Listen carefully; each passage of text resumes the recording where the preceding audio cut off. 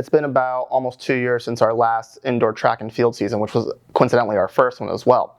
Since that time, there's a lot more autonomy on our side.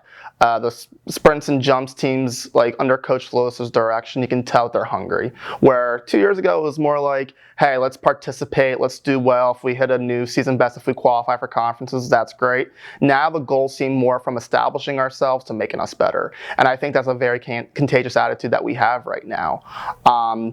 Every time where I kind of see it, because, cross country kind of overlapping with track, you don't get the full view until you can kind of like remove yourself from cross country. But like I saw one of our most previous workouts, and it was just a day and night difference between our first year. I think there's a lot of hunger on this team. I think there's a lot of great leadership, and the people who are there that first year and helped us grow, like you can see the kind of like the remnants of that as well. We don't have a Brett Fenstermacher anymore lighting up in so many different events, but the attitude of, hey, let's get better, not as individuals, but as a unit, is what I can tell is like the biggest difference from year one to, I guess, year two or year three, depending on how you define it. I think having such a strong finish to our cross-country season kind of lit a fire under a lot of our men and women's distance runners, at least specifically.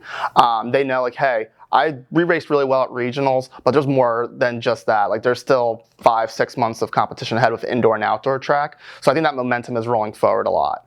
And a lot of the track athletes who are like waiting for their season to start, they see that we have all conference runners, all region runners, a national caliber runner, and they're like, oh, I want my headlines now.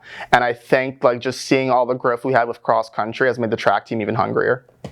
I think the story of this season will be our depth. While we return to very notable people in Miles Sams and Mackenzie Noki, who were the first individual point scorers in our outdoor track and field history back in May, I think our biggest telling point will be our depth. We have 5-6 sprinters, a couple of hurdlers too, that are going to make a huge difference. I think one of our biggest strengths will be in the jumps. Miles, obviously, in the long jump, that was his first season doing it. Now he had an entire summer and an entire fall kind of preparing for it. I think he's ready to fly. Same with Mac when it comes to the high jump as well. And she'll have Morgan Glissa to kind of help her out as well, who individually qualified our first indoor season.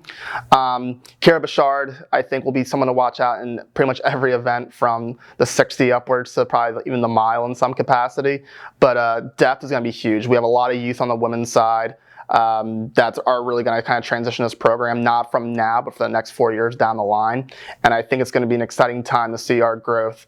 And honestly, I bet you the team that you see when we return in January will even be better than the one that we have in December. Even though this is our second indoor season, this kind of almost feels like a relaunch of our first season. That first year of 2019 to 20 really laid the groundwork to what we want to be. There's a lot that they inspired, and I can still feel their presence today. The transition now would be with 2 years of recruiting and just like further development. You can see the focus of this team is a lot more pronounced than in the first year, and even this past outdoor season. We have a throws program that's more than just 1 or 2 people deep now. We will probably have full capacity most of our events, from the sprints to the throws to the hurdles to distance even. We don't have to rely on one person having to do 5 or 6 events a day. It's just like there's more like defined roles within this team, and I see the youth factor, but I also see the leftover leaders that we still have that are like kind of like the blending of 2 eras, and it's really exciting to see.